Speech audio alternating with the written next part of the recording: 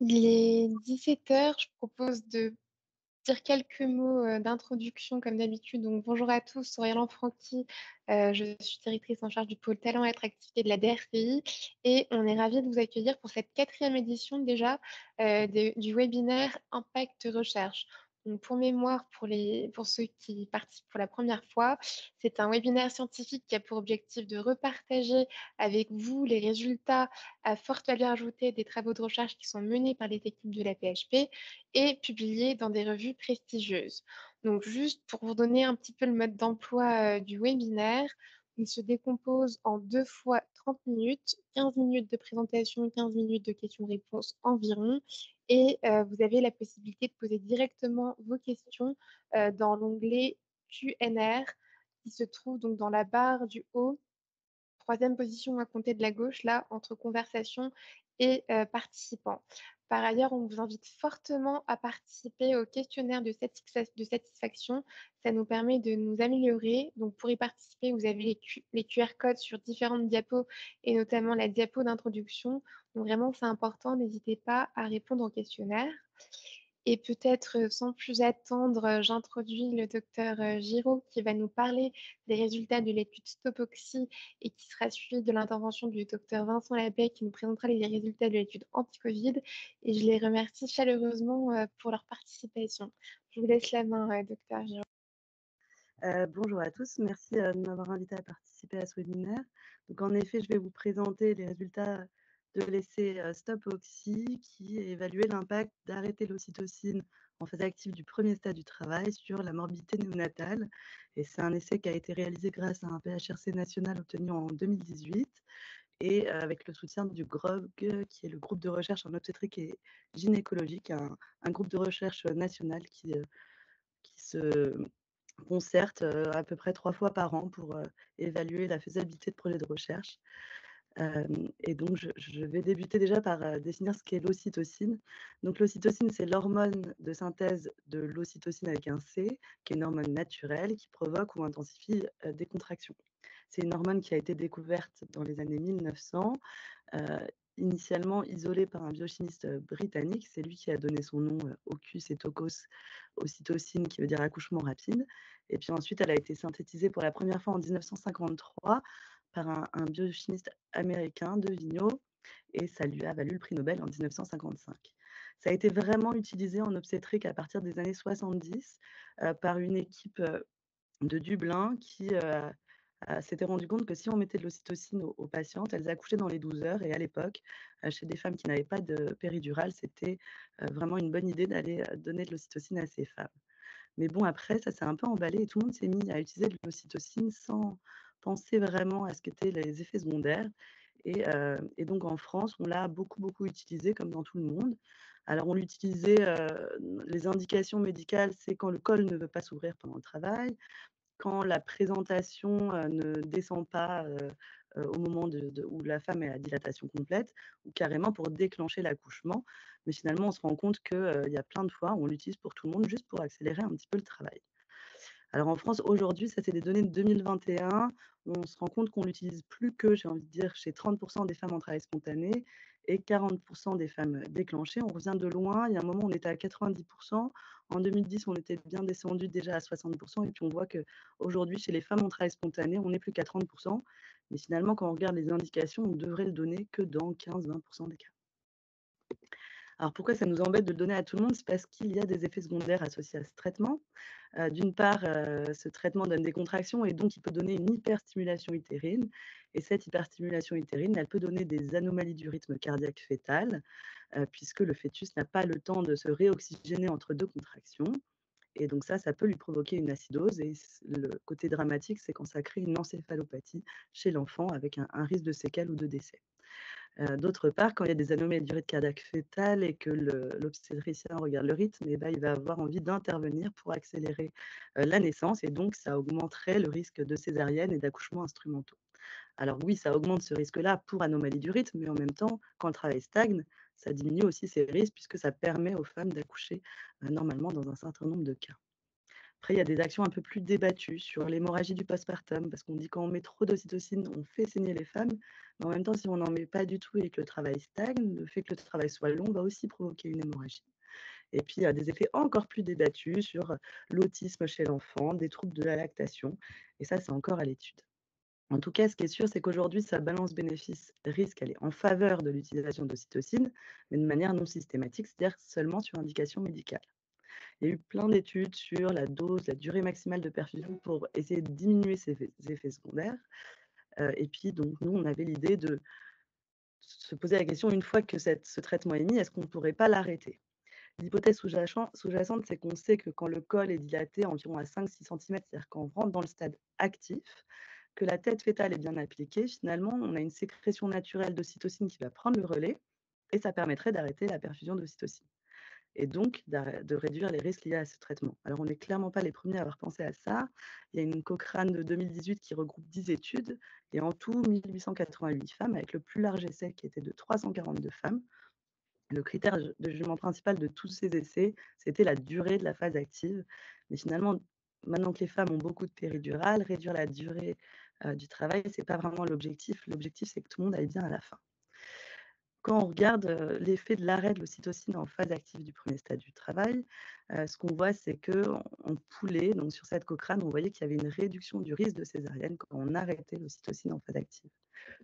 Également, on voyait une diminution de l'hyperstimulation utérine, une diminution des anomalies du rythme cardiaque fœtal, ce qui paraît assez logique. Par contre, pas de diminution de l'admission en réanimation, en tout cas pas une diminution significative, mais on est sur des chiffres très faibles d'effectifs. On voit par contre une augmentation de la durée du travail, ce qui nous paraît, complètement cohérent, mais c'est une augmentation qui est très modérée puisqu'on voit en moyenne de 26 minutes. Donc nous, on a voulu évaluer l'impact de l'arrêt de l'administration de l'ocytocine en phase active du premier stade du travail sur le taux de morbidité néonatale, qu'on évaluait par un critère de jugement principal qui était composite et qui était accessible chez tous les enfants, puisqu'on fait un pH au cordon à la naissance à tous les enfants. Et donc, on avait ces valeurs, le pH artériel, donc un pH artériel inférieur à 7,10, et ou un excès de base supérieur à 10 millimoles et ou des lactates artériels supérieurs à 7 millimoles et ça, c'est des données qu'on a justement sur ce prélèvement à la naissance. Ensuite, l'APGAR, c'est un score clinique d'évaluation des enfants à 1, 3, 5, 10 minutes et donc là, c'est l'APGAR inférieur à 7 à 5 minutes qui est lui prédictif du risque, heu, de difficultés pour l'enfant, enfin d'encéphalopathie et ou l'admission en néonatologie. Et puis après, on avait un certain nombre de critères de jugement secondaire qui étaient également sur la morbidité néonatale, mais aussi sur l'accouchement, avec le taux de césarienne et spécifiquement les césariennes pour anomalie du rythme, le taux d'accouchements instrumentaux et spécifiquement pour anomalie du rythme, et puis comme tout le monde, la durée du travail, l'hyperstimulation utérine. On a également voulu voir le taux d'hémorragie du postpartum et puis le vécu maternel, puisqu'on savait que arrêter ce traitement pouvait augmenter un peu la durée du travail, mais qu'en France et puis un peu partout dans le monde, les femmes ont de plus en plus le souhait d'un accouchement physiologique et donc voir comment ça a impacté le vécu maternel. C'était donc un essai, contrôlé randomisé en ouvert, multicentrique sur 21 centres en France et la randomisation était stratifiée et sur le centre et sur la parité. Et donc, c'était pour les femmes qui avaient de l'ocytocine en phase de latence du premier stade du travail, c'est-à-dire avant 4 centimètres. À ce moment-là, on les informait et quand elles consentaient, on les incluait et puis on faisait la randomisation avant 6 centimètres en 2 bras. Un bras où c'était une fois qu'on atteint 6 centimètres ou en tout cas au prochain toucher vaginal après 6, on était dans le groupe intervention, c'est-à-dire qu'on arrêtait l'ocytocine.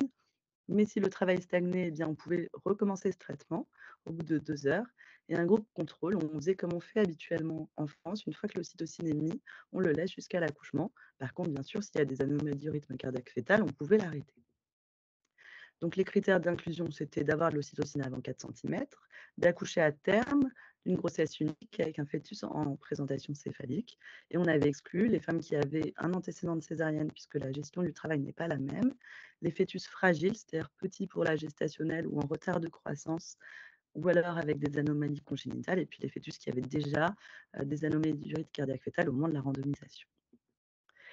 On avait calculé qu'il nous fallait 2 475 femmes, pour avoir au final 1 125 femmes dans chaque groupe, puisqu'on avait rajouté un petit peu de femmes au cas où les femmes avaient des césariennes avant 6 centimètres. Et si on se base sur les essais qui avaient été réalisés, il y avait un seul essai qui avait étudié le pH inférieur à 7,10 et il montrait une diminution de 6 à 3 des taux de pH bas quand on arrêtait l'ocytocine et donc on aurait eu une bonne puissance avec notre échantillon. La stratégie d'analyse était vraiment une stratégie standard d'essai randomisé et donc cet essai a eu lieu pendant 2 ans en France, de janvier 2020 à janvier 2022, sans impact du covid sur, les inclusions, puisque vous voyez, on a eu une jolie courbe d'inclusion, sans difficulté d'inclusion dans tous ces centres. Donc je vous zoome sur la zone intéressante. Sur les 2 493 femmes qu'on avait inclus, on en avait 1 174 dans le groupe intention de traiter, 1 190 femmes dans le groupe intention de traiter contrôle. Et puis on a été obligé d'exclure des femmes qui avaient eu des césariennes avant d'avoir pu avoir l'intervention. Et donc on a fait une intention de traiter modifiée avec 1 067 femmes dans le groupe d'intervention et 1 103 femmes dans le groupe de contrôle. La randomisation avait été efficace. On a des caractéristiques qui sont vraiment, comparables dans les 2 groupes, avec un âge médian de 32 ans, un IMC moyen de 24 kilogrammes par mètre carré, à peu près la moitié de femmes qui n'avaient jamais accouché avant cet accouchement-là et puis une majorité de femmes déclenchées, ce qui est assez logique puisque, pour avoir de l'ocytocine avant 4 centimètres, il faut généralement, être déclenché et on voit un fort taux de péridurale, mais qui est assez évident dans notre étude puisque déjà on avait beaucoup de femmes déclenchées et qu'ensuite on a moins de difficultés à aller randomiser une femme qui n'a pas de douleur, et qui est sous ocytocine. Pour vérifier le contraste entre les 2 groupes, on avait regardé un certain nombre de paramètres et on voyait qu'on avait moins d'ocytocine dans le groupe où on l'arrêtait, en termes de durée et de dose totale. Et par contre, et on s'y attendait puisque les autres essais avaient déjà montré ça, on avait 40 de reprise d'ocytocine dans le groupe où il avait été arrêté et 5,3 d'arrêt dans le groupe contrôle pour des anomalies du rythme. Quand on regarde notre critère de jugement principal, eh bien, on n'avait pas de différence entre nos 2 groupes avec 9,6 de, morbidité néonatale composite dans le groupe où on arrêtait l'ocytocine versus 9,2 dans le groupe où on poursuivait l'ocytocine et puis pas non plus, de, différence significative sur, les critères de jugement secondaire de l'acidose. Sur le mode d'accouchement, on n'avait pas non plus de différence significative. Contrairement à cette Cochrane qui avait montré qu'on diminuait le taux de césarienne quand on arrêtait l'ocytocine, nous on avait plutôt une tendance inverse. Par contre, en effet, moins de césariennes pour anomalie du rythme et d'accouchements instrumentaux pour anomalie du rythme cardiaque fœtal. En termes de durée du travail, comme attendu, on avait des durées plus longues quand on arrêtait l'ocytocine, avec en moyenne 10 minutes, de plus dans le stade actif, 37 minutes sur le 2e stade et donc finalement, quand même 47 minutes entre le début de l'intervention et l'accouchement. Et on avait en effet moins d'hyperstimulation utérine, mais comme je vous l'ai dit, sans différence sur la morbidité, ce qui est plutôt rassurant. C'est-à-dire que les obstétriciens font bien leur travail, ils ne vont pas jusqu'à, entraîner une morbidité. On avait 2 analyses en sous-groupe qui étaient prévues, l'une sur le mode de début de travail. On avait de la même manière pas de différence, selon que les femmes étaient déclenchées ou étaient en travail spontané sur notre critère de jugement principal et une deuxième analyse qui était selon la parité et donc là, on n'avait pas de différence chez les nullipares avec, des taux de morbidité néonatale qui étaient supérieurs, 13,7 versus 15,1 mais pas différents. Par contre, chez les multipares, on avait donc une augmentation de la morbidité néonatale quand on arrêtait, l'ocytocine sans qu'on puisse pour autant l'expliquer. En résumé, on n'avait pas de différence sur notre critère de morbidité composite, donc 9,6 dans le groupe d'ocytocine discontinue versus 9,2 dans le groupe continu. Pas de différence sur la voie d'accouchement ni les hémorragies du postpartum. On avait une différence que nous, on estime modérée sur la durée du travail, 47 minutes, et pas de différence sur le vécu d'accouchement ni sur les scores de dépression du postpartum. Quand on se compare à une étude qui a eu lieu quasiment en parallèle, sauf qu'elle a duré 4 ans, ils ont eu un peu plus de difficultés à inclure que nous. Ils ont inclus au total 1 198 femmes, c'était au Danemark et en Hollande. Et ils ont inclus que des femmes déclenchées, mais eux, ils avaient fait le choix de faire, en aveugle, contrairement à nous, après beaucoup de discussions justement dans notre groupe de recherche en obstétrique et en gynécologie. Et donc eux, ils ont inclus, à peu près 600 femmes dans chaque groupe. Leur critère de jugement principal, c'était le taux de césarienne et montrent la même chose que nous, finalement, plutôt une tendance à une augmentation du rythme de césarienne quand on arrête l'ocytocine qu'une diminution. Par contre, moins d'hyperstimulation utérine, moins d'anomalies du rythme cardiaque fœtal et à noter qu'ils avaient également 42 de levée d'aveugle, donc En effet, quand on a eu ces résultats, on était content d'avoir fait ça en ouvert. Quand on compare nos résultats en détail, donc ils avaient pas le même critère de jugement composite que nous, mais ils avaient le pH artériel inférieur à 7,10 et on voit que de la même manière, ils n'avaient pas de différence entre leurs 2 groupes, hein. Eux, c'est les données en bleu, pardon, ça a sauté à la remise en page.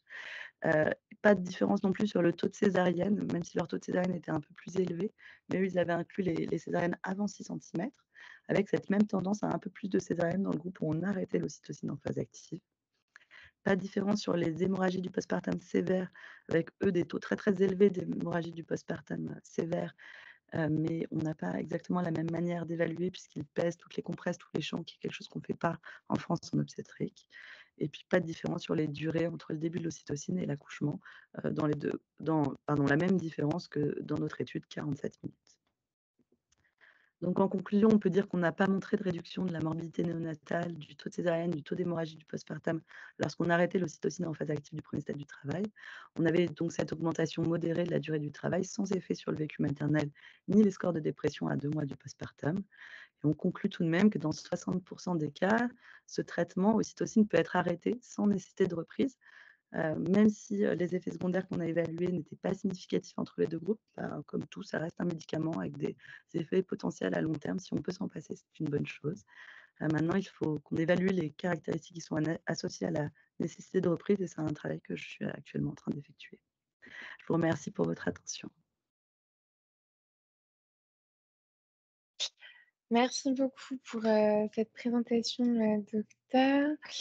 Alors, est-ce que ça suscite, certaines questions? Peut-être, pour enclencher les débats, j'en aurais une pour ma part que je vous expose, en direct. Vous pourriez juste repréciser pourquoi dans le groupe test, l'ocytocine a été reprise, pour une partie des patientes? Alors, c'est encore en cours d'analyse, là, actuellement.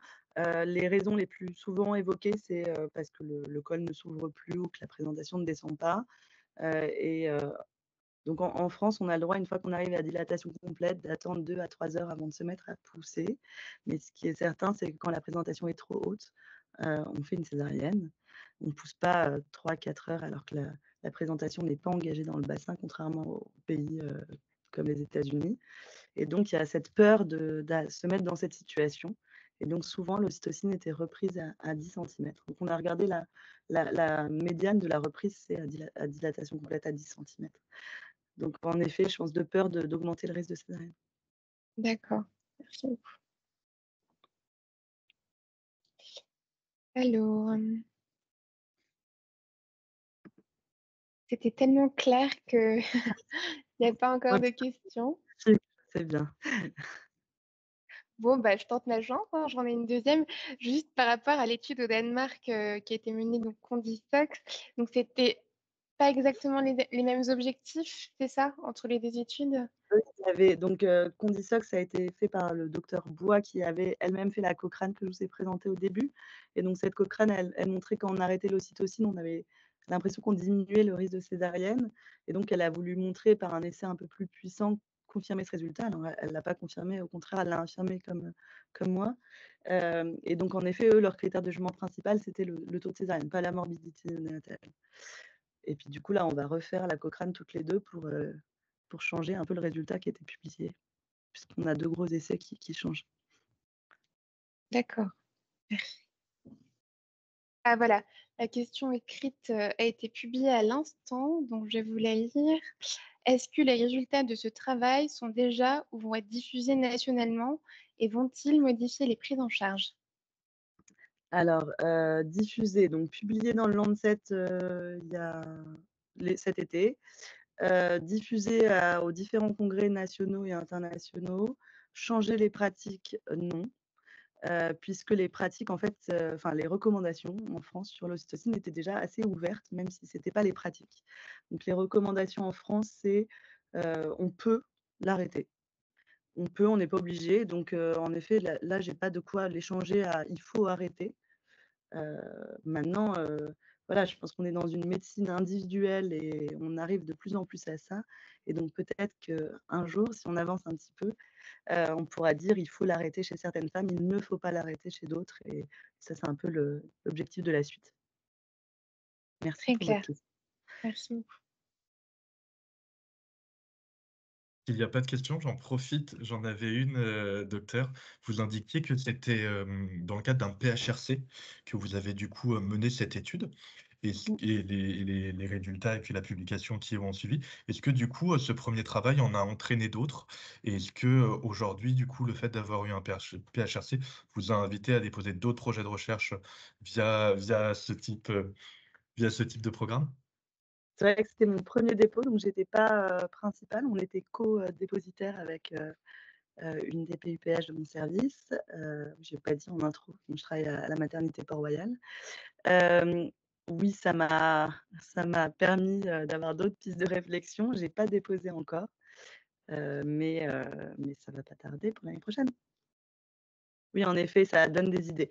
Après moi, j'ai été très je parle, hein, puisque j'ai le temps. J'étais déçue par le concept de l'essai où je m'étais pas rendu compte de ce que ça impliquait. Donc en effet, vous avez vu une belle courbe d'inclusion, de randomisation. Tout le monde, notre GROG en obstétrique fonctionne très bien, ce groupe de recherche, donc les gens sont très motivés à inclure. Mais en fait, il y a des grandes limites de ce type d'études à laisser randomiser puisque, on n'a pas envie d'arrêter ce traitement chez toutes les femmes et on n'a vraiment pas envie de le continuer chez toutes non plus et ça empêche de faire de la médecine un peu individualisée et donc en effet, oui, je suis plus partie là enfin, ça m'a donné envie de déposer un projet un peu plus médecine, individualisée. Tout à fait. D'accord. Bah, on a 2 autres questions qui ont été publiées entre-temps. Alors la première que je vous partage: est-ce qu'il y a des difficultés à convaincre les participantes à l'étude? C'est une très bonne question. Alors convaincre, heu, est-ce que c'est le but?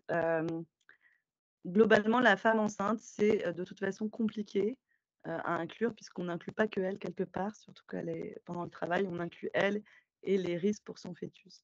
Cette étude, c'était assez facile puisqu'il n'y avait pas de risque, hormis le fait d'avoir un travail plus long, puisque de toute façon, on avait la possibilité de reprendre le traitement si ça ne suffisait pas et finalement, c'était une étude de démédicalisation donc cette étude facile à inclure. Par contre, en obstétrique en général, difficile et donc en effet, il y a un travail actuellement sur les essais chez la femme enceinte, qui est pas un PHRC, mais qui est un financement, autre, et qui va essayer d'évaluer les freins et enfin, ce qui peut nous faire mieux inclure chez les femmes, chez les femmes enceintes. Et la deuxième question que je vois, une analyse médico-économique ancillaire est-elle prévue?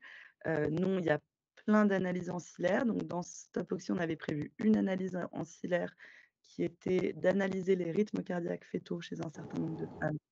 Et donc cette étude est, actuellement, Ça quasi fait long de voir, hein. Ah, c'est bon. Ah, attendez, il y a le docteur Labbé qui a un tout petit peu d'avance. Voilà. et après il y a d'autres études donc qui sont, savoir chez qui on peut l'arrêter et heu et heu et une autre étude sur, est-ce que, les présentations du bébé changent selon si on continue ou on arrête l'ocytocine, voilà. En effet, on a une belle base, donc on a quelques études à faire en plus. D'accord. Il y a 2 autres questions. Donc, Kaina qui demande: «À quoi est due la baisse du rythme fœtal après péridurale? Cela arrive souvent et des césariennes en urgence sont pratiquées». Oui, tout à fait. Enfin, tout à fait. Je ne sais pas si elles sont toujours pratiquées. Et donc la baisse du rythme cardiaque fœtal après péridurale, souvent, c'est lié à une hypotension. Généralement, ça récupère dans les 30 minutes et donc normalement, on ne fait pas de césarienne en urgence dans les 30 minutes après une péridurale, sauf si vraiment on est très inquiet. Mais c'est, un changement, de pression artérielle maternelle qui fait une moins bonne perfusion du fœtus. Et l'étude était-elle planifiée en non infériorité? Non, c'était en supériorité. Donc là, c'est plutôt une question, d'expert. Peut-être, est-ce que c'est possible de préciser ce que ça implique la non-infériorité? Alors déjà en nombre de patients à inclure, non, non, mais globalement la question c'était vraiment une question de supériorité. Donc est-ce que, un traitement est supérieur à un autre? Pas est-ce que les deux sont non inférieurs? Et donc je ne sais pas si je rentre dans les détails de statistiques. Oh bah non, si, enfin, Non, c'est peut-être OK, plus, voilà. Moi, la question, c'était est-ce que une des options est supérieure à l'autre, puisqu'on avait vraiment une question sur la morbidité néonatale. Très bien. Bah, écoutez, merci infiniment, docteur, pour cette présentation et ces réponses. Je crois qu'on a épuisé, l'ensemble des questions, qui ont été posées et donc on va peut-être laisser, la parole, au docteur, Labbé. Merci beaucoup, docteur Giraud.